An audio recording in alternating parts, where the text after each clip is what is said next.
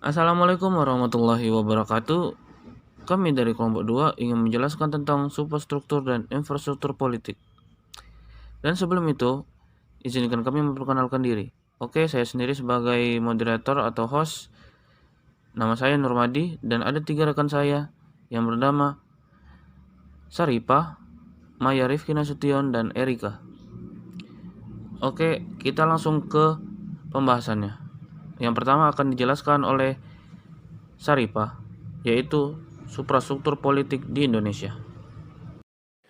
Oke, di sini saya akan menjelaskan tentang poin A, yaitu suprastruktur politik.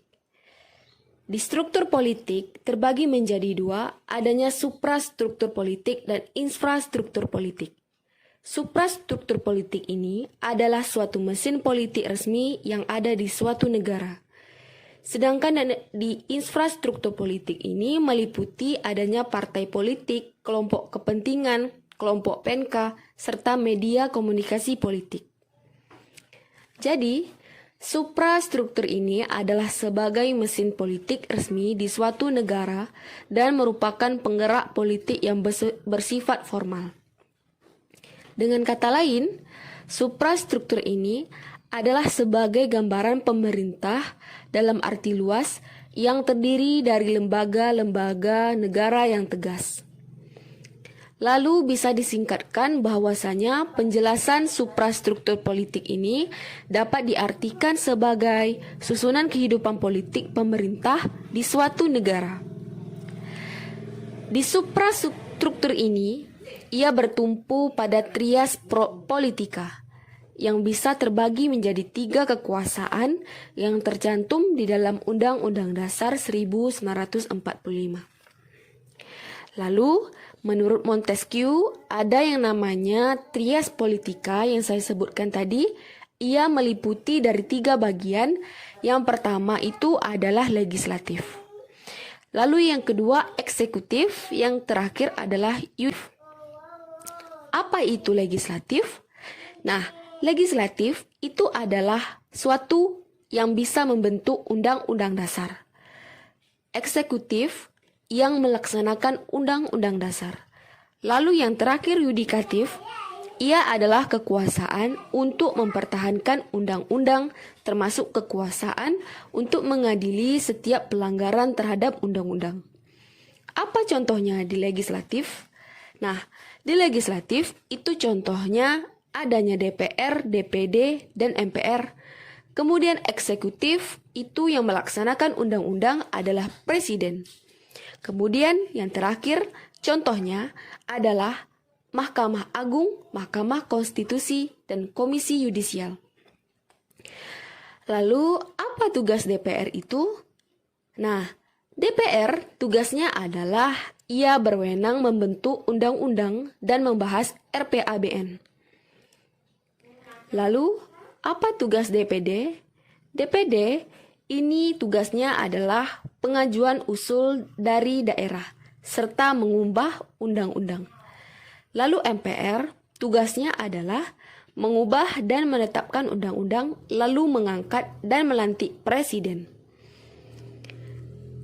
Lalu, ia bisa juga memberhentikan presiden dan wakil presiden jika melanggar GBHN dan undang-undang. Nah, yang terakhir itu adalah yudikatif. Contohnya itu ada Mahkamah Agung, Mahkamah Konstitusi, dan Komisi Yudisial. Tugas Mahkamah Agung yaitu mengawasi jalannya undang-undang, sedangkan Mahkamah Konstitusi ia adalah sebagai pemegang kekuasaan, sedangkan Komisi Yudisial adalah untuk mengawasi hakim. Nah, segitu saja penjelasan dari poin A dari saya, yaitu suprastruktur politik. Kemudian akan dilanjutkan dengan teman saya yang akan menjelaskan tentang infrastruktur politik. Saya persilahkan. Oke, baiklah. Terima kasih kepada saudara-saudari Saripah sudah menjelaskan poin pertama. Dan selanjutnya poin kedua akan dijelaskan oleh Erika. Pada Erika, kami persilakan. Baik, terima kasih. Di sini saya akan menjelaskan apa itu komunikasi politik. Komunikasi politik merupakan salah satu cabang dari komunikasi yang cukup populer. Secara tidak disadari, saat ini banyak orang yang telah masuk atau terlibat dalam komunikasi politik. Komunikasi politik ini sangat penting dan menentukan dalam demokratisasi. Dengan adanya persaingan, kepentingan komunikator politik untuk mempengaruhi, memperoleh, mempertahankan, dan memperluas kekuasaan. Dalam komunikasi politik, ada 4 distorsi yang terkait dalam prosesnya. Yang pertama, distorsi sebagai ideologi. Dalam komunikasi politik, ada 2 distorsi dalam ideologi. Yang pertama, perspektif yang identik dengan kegiatan politik sebagai hak istimewa dari sekelompok orang maupun praktik monopoli. Yang kedua, perspektif yang lebih memandang pada suatu kegiatan dan hanya melibat sistem tinggi tanpa peduli dengan kehendak rakyatnya. Yang kedua, distorsi sebagai sebuah topeng. Ben Anderson dalam bahasa topeng menjelaskan bahwa komunikasi politik dapat diidentifikasikan untuk menampilkan suatu hal yang lain antara apa yang dimaksudkan dengan fakta atau realita yang sebenarnya. Yang ketiga, distorsi sebagai bentuk representasi. Distorsi dalam komunikasi politik juga dapat terjadi sebagai bentuk dari representasi, yaitu untuk memberikan gambaran terhadap suatu hal yang tidak sama dengan kenyataan atau aslinya. Yang keempat, distorsi sebagai proyek lupa. Komunikasi politik dapat mengalami distorsi lupa.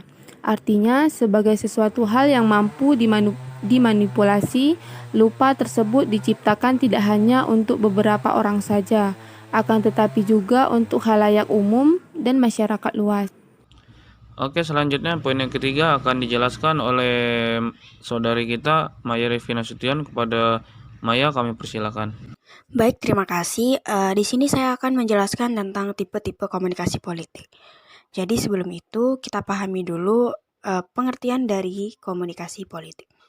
Komunikasi politik adalah komunikasi yang melibatkan pesan-pesan politik dan aktor-aktor politik atau berkaitan dengan kekuasaan, pemerintahan, dan kebijakan pemerintahan.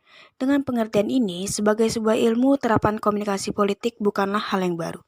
Jika ditarik kesimpulannya, bahwa komunikasi politik merupakan bagian dari objek kajian ilmu politik yang disebabkan karena adanya interaksi yang bersifat politik dan memiliki fungsi agregasi, artikulasi, sosialisasi, dan juga rekrut. Nah, di sini terdapat beberapa tipe-tipe komunikasi politik yang diantaranya komunikasi massa yang meliputi komunikasi interpersonal yang dilakukan dari satu individu ke individu lain. Komunikasi organisasi yang dilakukan seseorang pemimpin organisasi ke anggotanya dan atau organisasi satu ke organisasi lain. Misalnya pidato politik, pernyataan politik, buku, brosur, dan berita surat kabar mengenai politik dan lain-lain. Saluran atau media politik ini ialah alat atau sarana yang digunakan oleh para komunikator dalam menyampaikan pesan-pesan politiknya.